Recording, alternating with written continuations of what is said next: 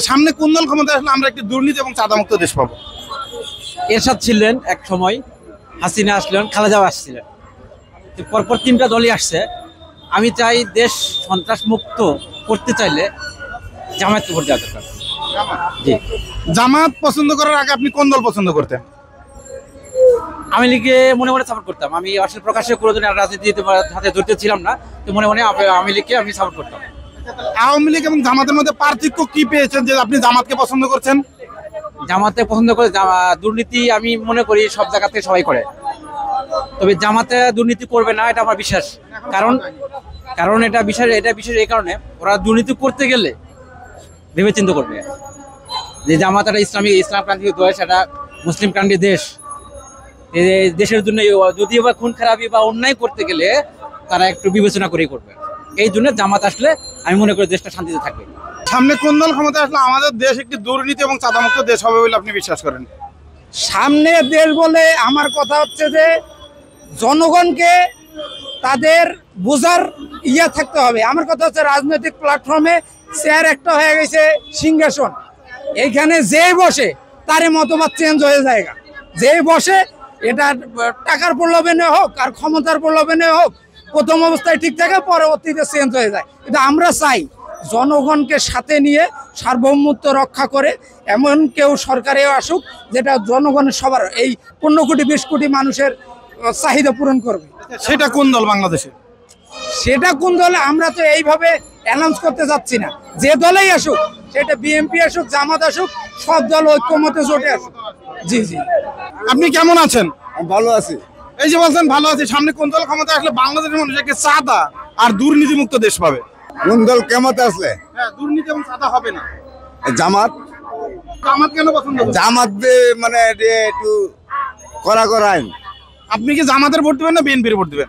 আমি ভোট দিব তো দিলে বিএনপি দিব।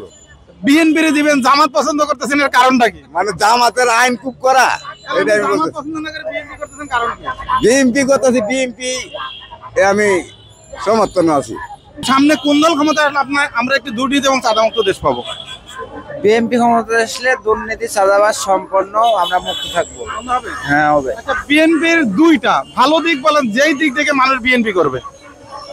দুইটা ভালো দিক বলবো, যেমন ধরেন বিএনপির সবকিছুই ভালো। বিএনপির ভিতরে কোনো চোর নাই, বাটপার নাই, কিছু নাই। আমাদের দেশে যখন আওয়ামী লীগ ক্ষমতা ছিল না, তখন গরু উপর কি ছাগল কিছু থাকেনি। আর যখন বিএনপি ক্ষমতা ছিল না, তখন ধরেন হচ্ছে সবই থাকছে। বিএনপিরা কিন্তু চোর না, আওয়ামী লীগরাই চোর। আর এটাই প্রমাণিত হয়েছে বাংলাদেশে আওয়ামী লীগ চোর, আওয়ামী লীগ একটা স্বৈরাচার, এটাই বাংলাদেশে প্রমাণ হয়েছে। আচ্ছা, এবার ইসলামিক দল অর্থাৎ জামাতের বিপক্ষে দুইটা খারাপ দিক বলেন, যাতে কেউ জামাত না করে। এটা আমি কি করে বলবো? আমি এর ভিতরে জানার মতে চোর বাটপার আছে কিনা আমি জানি না, তবে এটা গ্যারান্টি বিএনপির ভিতরে কোনো চোর বাটপার নাই, বিগত কোনোদিন থাকবেও না আমার, ইনশাল্লাহ আমার মনে হয়। আপনি সামনে বাংলাদেশে কোন দলকে ক্ষমতা দেখতে চান? আমি যে ভালো চালাবে সেটাই আমি ক্ষমতা দিতে চাই। বিএনপি, আওয়ামী লীগ, আওয়ামী লীগ আর বিএনপি জামাতের কোনো কথা না, কথাটা বলছেন যে ভালো চালাবে তারই কে চালাইতে পারে? এই অবস্থা তো দেখলেন, আওয়ামী লীগ চালাই গেল, কে চালাইতে চালাইতে পারে। মনে করেন যে আসে সেই তো তার নিজের পারে? এবার কে চালাইতে পারে? ইসলামিক দলগুলো না বিএনপি না আওয়ামী লীগ?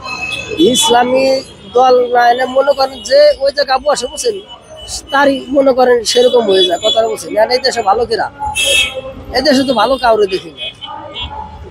আপনি কোন দলে সাপোর্ট করেন না? হ্যাঁ, আমি কোনো দল না, কর্ম করি, বাদ খাই, কথাটা বলেন নাই। কিন্তু আগে ভালো আসলাম, আগে চাইলে কেজিতে 20 টাকা, চাল কেজিতে বেড়ে গেছে, সব কিছুর দাম বাড়ছে। তাহলে আগে এখানকার তুলনায় আগে ভালো ছিল না? তাহলে আগে সরকার তো ভালো আসলো, আগে এখানকার তুলনায় আগে সরকারি ভালো আসলো। সে সবকিছু নিয়ন্ত্রণে রাখছে, দাম সবকিছু, খাদ্য নাম সবকিছু নিয়ন্ত্রণে রাখছে। আর আমি তো কোনো নিয়ন্ত্রণ নাই, আর আমি দেশে কোনো আইন শৃঙ্খলা কিছু নাই। এখানে সন্ধ্যার পরে ঘরেতে পারে নেই, কষ্ট। আপনি কোন দলের ক্ষমতায় দেখতে চান বাংলাদেশে? আপনার বাংলাদেশ বিএনপি চান। আচ্ছা, সামনে আপনি কোন দলের ভোট দিবেন? সামনে কোন দল? আর নাকি ইসলাম ধর্ম ভোট দিতে হবে, যাতে নিয়ম মতন আসে।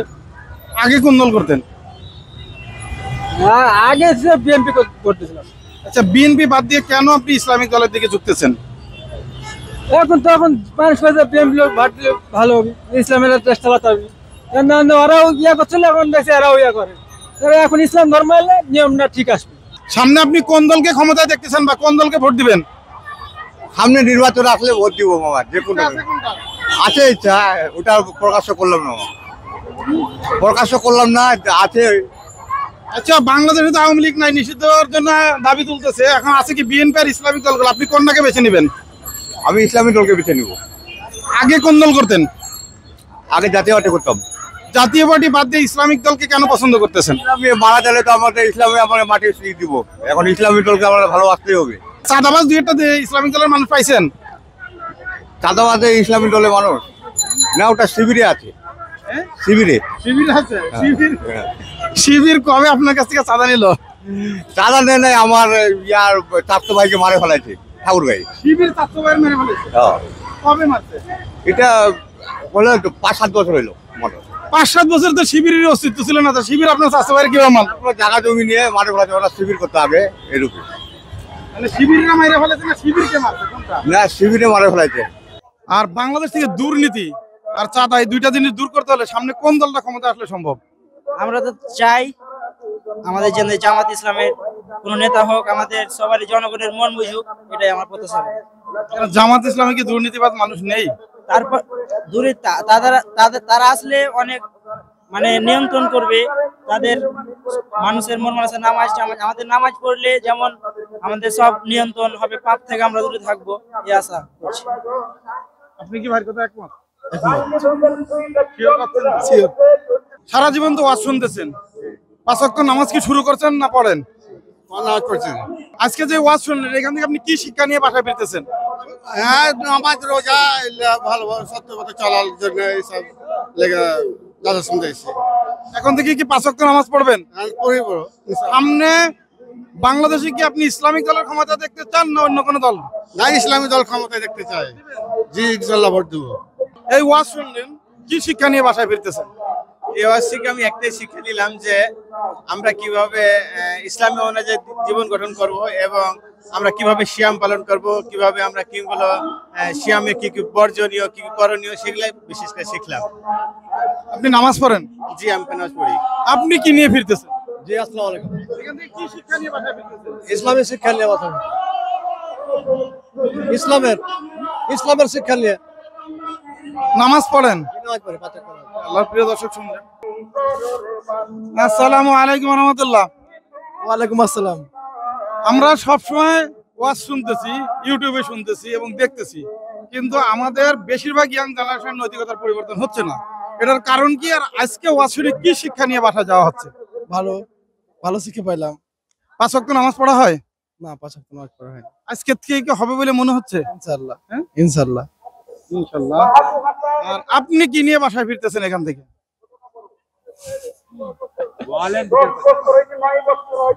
কি শিক্ষা নিয়ে বাসায় ফিরতেছেন? আলহামদুলিল্লাহ, যেটা শিখালো নামাজ শুরু হবে ইনশাআল্লাহ? আচ্ছা, শুরু হবে। আর আপনি কি নিয়ে ফিরতেছেন বাসায়? আমি অনেক শিখলাম এখান থেকে, জ্ঞান অর্জন করলাম, কোরআনের কথা শুনলাম এবং নামাজ পড়বো এই নিয়ত করলাম।